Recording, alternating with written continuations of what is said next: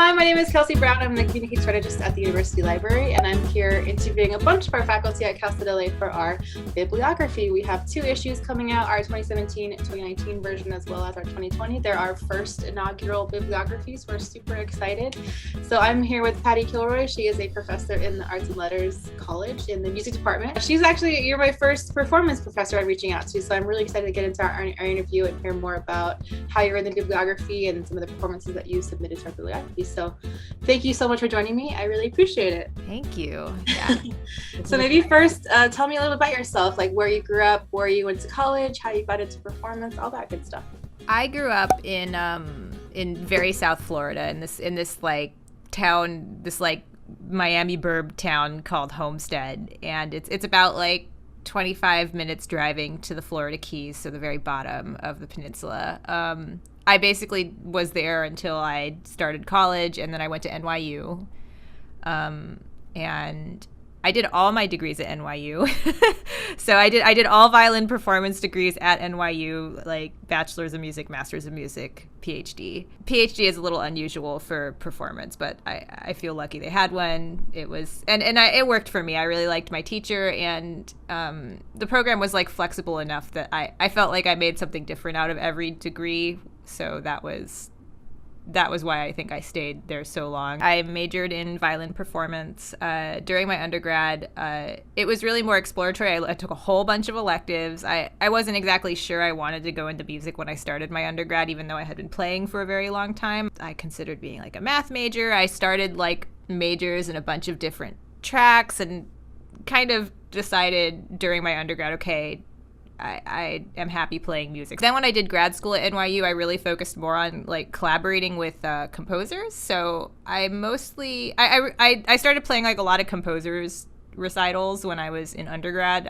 I was good at it and got asked to do more. They were like, oh, okay, this violinist will do it, so you should just ask her. And then because I had my say yes to everything rule, I just ended up playing a bunch of them. In my master's, I mostly collaborated with composers. I played with contemporary groups in New York, and then I kind of continued that work in my doctorate. My dissertation was on performing with electronics, like particularly like effects, like reverb and delay effects, like the sort of stuff that like guitarists use, and just kind of talking about how those sort of effects and just amplification in general might change your approach to playing as a string player. Like, would you prioritize different techniques differently because you're amplified, so you don't have to worry about playing loud, right? Performance is interesting in that it's really not as, I think, maybe linear as other fields where like, oh, you have your dissertation and then your research going forward, especially when you're on like the tenure track, is usually like a spin-off of like you're trying to get like monographs of like this research you kind of started in your dissertation, and it's expected, but it's a lot less linear in like music, I think, that way. So I started this job at Cal State L.A. in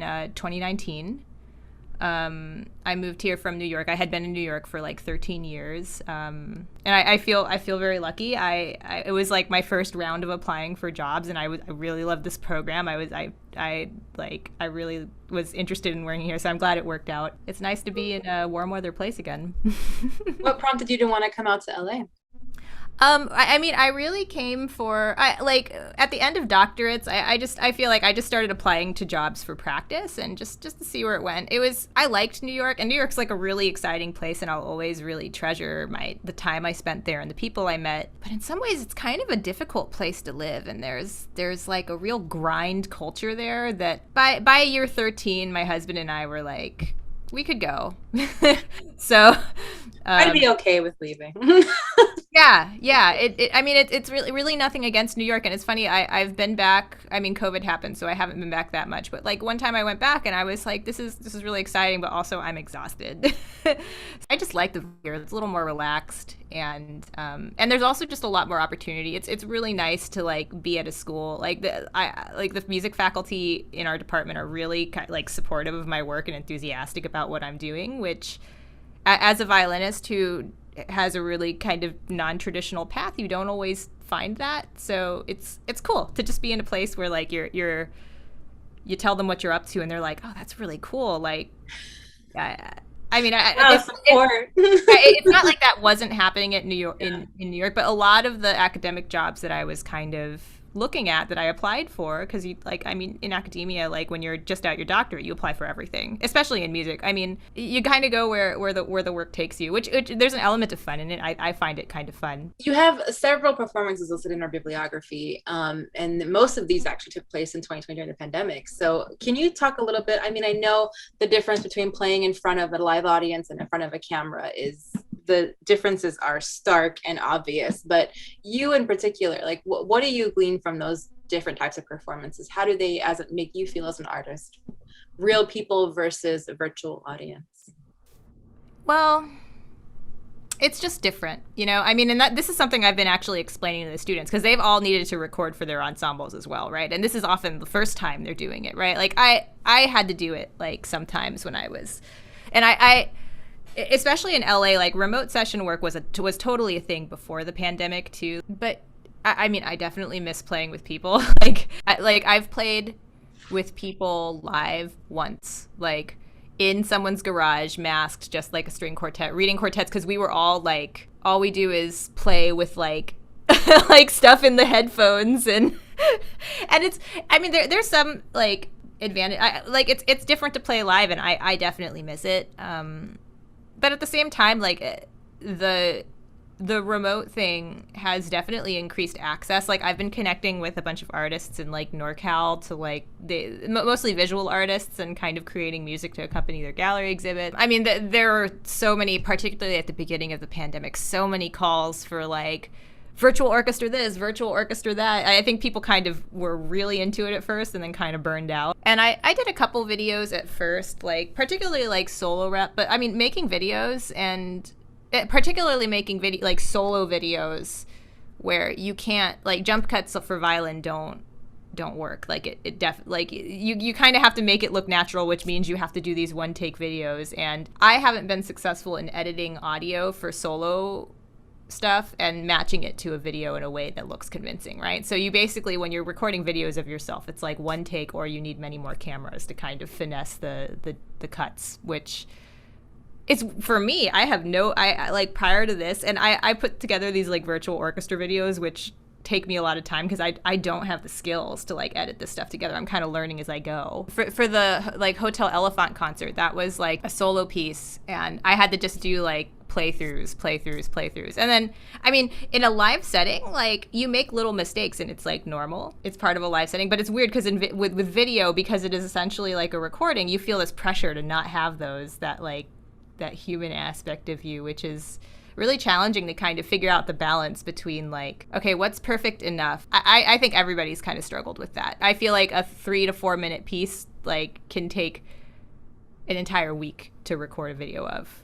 Just to like get it to a point where you're satisfied with it. And there have definitely been projects where I've started like, and it's a piece that like I know I can play and I'm comfortable playing it for people, but then when I listen to a video of myself playing it, I'm like, oh, I don't feel so great about putting this on the internet. So that's been really interesting to navigate. Do you feel like students, like when your students have to turn in assignments of a video of themselves or something like that, do you think that they're having those same thoughts as well? Absolutely. I acknowledge it, like especially in like I currently run the orchestra at Cal State L.A. So it's string players register for orchestra, and they also see me in lessons, so they know how I kind of respond, like especially the violinists and violists. So they know how I respond to when, you know, they make mistakes and stuff, and I'm like, okay, fix this. Like I'm very detail oriented in the context of lessons. And, you know, in a normal orchestra section, when you're playing violin, there's 8 of you, and not everybody's nailing their part all the time in that context. Like, people are dropping out, people stop to turn pages, people, like, make adjustments, people, like... So it's a very, like, messy, like, collective sound, right? But it's weird, because when you're sitting next to each other in a section, you feel that support. You feel people around you, and you know that the part's going to be covered if you drop out for a note. It feels much more exposed to record yourself. And it's funny because this is after I kind of arrived at it myself. I was part of a group that recorded the score to the first season of Lovecraft Country, and it was really intense. It was basically almost an episode a week. It was like through composed for each episode. So there were like 20 cues sometimes, and violins often play on like everything. Like we don't tacit much, so it was kind of stressful because like sometimes you'd have this really textural stuff that you know you're going to be dropping a few notes if you're playing it in section, but then you're like, oh man, the engineer's looking at this, and like it's difficult. It's really challenging. So with that in mind, when I was like making these recording assignments for the students in orchestra, the students have to record something every week. They have like in progress recordings, and I'm like, look, it can be partial, it can be incomplete. It just shows me that you have started working on this and you're not going to wait until the hour before your final submission is due to start learning your part, because that's not going to end well. So I tried to like create these kind of in progress recordings and build in like they give each other feedback to kind of like regarding how to practice and stuff that they noticed in the recording. It's kind of worked. I think it's still hard. But of course, I would imagine, yeah. But yeah, I definitely this semester, like, I mean, and it's also with this recorded orchestra stuff, none of the students signed up for this, right? Like, I mean, I think it is a really valuable skill, and I tried to establish that with them. I was like, look, this is actually a really valuable skill, and knowing how to record, I actually encourage them to learn how to edit themselves in a DAW. They're all using most of them are using a completely free, like, DAW digital audio workstation called Audacity. It's not like simple to use, but I feel like it's not so full featured that it's overwhelming. And yeah, all of them can like understand the concept of like, okay, I can play for a while, and if I'm happy with that, but then I mess up, I can kind of pick up in the middle and continue recording. So we have like 3 rounds of recording that way, and then I ask them to kind of record video to themselves after. Which has actually worked pretty well. We just finished a video. So you're having to get really creative with how you present what you're doing. And I was going to ask too that, you know, I think it's so unique and interesting, the new challenges that specifically performance instructors and performance students are facing in universities, aside from like the traditional, you know, lecture professors and lecture students receiving lectures, because you just kind of do a PowerPoint and throw it up there, do the lecture from a live Zoom, and then have an office hour or something. But you guys as performance are having to really embrace new technology, embrace new and creative ways of teaching and learning, and having to kind of roll with the punches here. So I think that's admirable. Yeah, we're all doing our best. And I mean, I did like a virtual event for strings in the fall. I was kind of connecting with high school educators to invite them to this event, and a lot of them have been telling me like, you know, we've been just like slowing down and focusing on just mental health and community, like building community, and like I definitely know that I'm going to maybe scale back the amount of repertoire we cover, and I would prefer that we do it in a sense like, okay, we're building a community as we do this. We're doing this in a way that we feel good about, that makes us feel happy, and like I feel like prioritizing the mental health and like keeping people motivated, that has been a big part of this whole year, and just figuring out how to do it. Like it's a lot easier when you're in person with someone, but figuring out how to reach out in a way over email that's like supportive and not scary, that's really been a learning process for me, and I think it's going to change the way I teach when I go back in person, for sure. I think it'll change the way people teach and the way people learn too. You know, that your students have been open to the idea of learning in a different way, and like you said about using Audacity, it's actually a really great skill to have. So this situation has, you know, afforded them the knowledge of using Audacity and having that for possibly their future endeavors. Yeah. And it's cool because like most like professional recording situations don't use Audacity, but it like all of the skills that they learned in Audacity are absolutely transferable to if they decide to download like Pro Tools or Logic or Ableton. And it's funny because it's like that was also like a really overwhelming part of doing all this remote, is that there were so many suggestions for apps that like exploded, and then people started developing more things, and that was a little overwhelming too, just like kind of getting used to it. But for me, I feel like I've been relatively old-fashioned. Like, okay, record a video. If that doesn't look good, just record the video with good sound, sync it up, do it one take. You have to roll with the punches, right? I mean, you have different skill levels for all your students, so that makes total sense. So thinking about your students and thinking about how you came into teaching, what's your favorite part about teaching at Cal State L.A? What do Cal State L.A. students have that keeps you there, and what do you miss about them? They're so open-minded. Like, I mean, especially string players. I feel like, especially string players like who have been playing for a while, we get really mired in like Western classical rep and that kind of frame of making music and things like improvisation and, you know, listening to styles outside of like Western classical or Western pop. Because like you often have like classical musicians who listen to pop, but like, you know, they might often, like, I feel like a lot of world styles might be kind of looked down on because they don't fit like the norms of classical music, or like they're not sophisticated in the ways that classical music considers themselves sophisticated. So to not be in a place, to be in a place that like that hierarchy doesn't exist, where, you know, all music is like music, right, and worth equal consideration, is really nice. I never feel like I have to be anybody other than myself around my students, which I think is really nice. Because a lot of the time, like, especially as a teacher, like, you're a model for students in terms of, like, you know, your career and what sort of opportunities you describe to them. I like that my students are already somewhat predisposed to, like, thinking out of the box and being creative about their career paths and being just open to listening to a variety of different perspectives. So the openness of my students is probably my most favorite part about teaching. I mean, also my colleagues, but especially the students.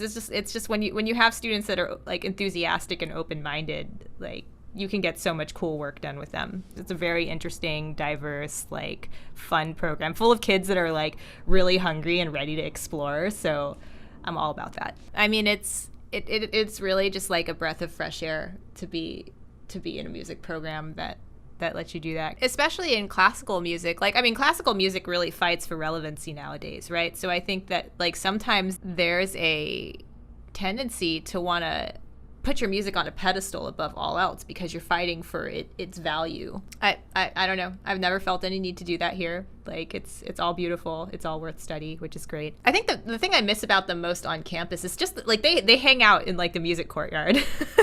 they hang out, and my office window is like right by like the area where they hang out, and it was just cool to like be able to know that if I stepped out my office and went into the courtyard, I could run into a bunch of students and say hello. And I don't know, I was spending kind of a lot of time on campus because it was my first year. So I was running into people a lot. And you know, those like hallway conversations you have with students really like give you the pulse of the program and where people are at. And those like spontaneous meetings don't happen when remote, obviously. And, you know, I try to kind of facilitate it. Like, the strings have like a monthly studio class that happens at the end of the month where we don't really do anything like serious. We just, they can play for each other. I usually schedule them kind of to play for each other and give support that way. But we'll do like silly exercises like make up a melody or share how you're doing, or what video games are you playing right now. And also just like, I don't know, I set appointments to just like meet up with like new students and just be like, hey, here are the things that are still available to you while you're remote. Because usually if I run into them in the hallway and they're like, oh my God, I don't know where to find this book, I can be like, hey, the library is like, you know, there's these online databases and you can check them out. Why don't you do go on the website and you can ask in like the little chat in the bottom left, like, and then they do, and they realize they can just ask questions and then they find what they need, you know. But I feel like sometimes that doesn't happen unless you have someone kind of talk to you and show you. I had a question I wanted to ask you prior to this teaching question, but so I'll just sneak this in, is that you mentioned in your doctoral work that you were doing research a lot in your doctoral work. What is the importance of doing continual research in not just in music, but in general? Like, why is it important to continue to research and not to say, okay, we've reached an endpoint, we're done? I mean, the world keeps changing. I mean, especially in music. I mean, you have to always be learning about new like, I mean, especially technology. Oh my gosh, there's like a new app every day that does something like unbelievably cool. I mean, especially for the sake of your students, if you're an educator, you have to keep a finger on like the pulse of what's going on generally. Like, maybe you don't have the capacity, and it's totally understandable to like dive in like you did in grad school, but just to like skim what's going on. I mean, it's difficult in music, especially because the journal scene in music is really all over the place. Like, I find it like the journal publication stuff. I mean, it's hard because like a performance field, it is not normal to like publish. Like, I don't find I'm expected to have a book like by the time I get tenure, but it's more like I have to show instead like a ongoing performance schedule, and like I present at conferences a lot. I've actually really enjoyed doing that. I find conferences are a really good medium for performance based fields too. Actually, you're always learning, and you have to keep your knowledge relevant for the students. I mean, music, the turnover for knowledge, particularly in music technology, but also music entrepreneurship, is really fast. Like there's like a new, like, I mean, I think any music entrepreneurship course worth its salt should mention social media, and it seems like there's a new platform that the Gen whatever letter we're on is watching. I'm already overwhelmed, like, with just TikTok. There's lots of potential in there for, like, music making, right? And I mean, there's also platforms for, like, low latency music making. Like, Zoom isn't really great for that. We're actually having a guest in orchestra this week and next week, zooming in, and he's like doing some low latency stuff with our students, and like it's nice because it's like the first time they've been able to hear each other together in like a year. But yeah, it's like that he spends all his time figuring out how to do that, right? So we can't do everything, but we can at least maintain cursory knowledge of things so we can point students in the right directions. And I think also, just as a musician, like, you should always be growing. I mean, there's no like final stage for being an instrumentalist, you know, or a composer or an arranger.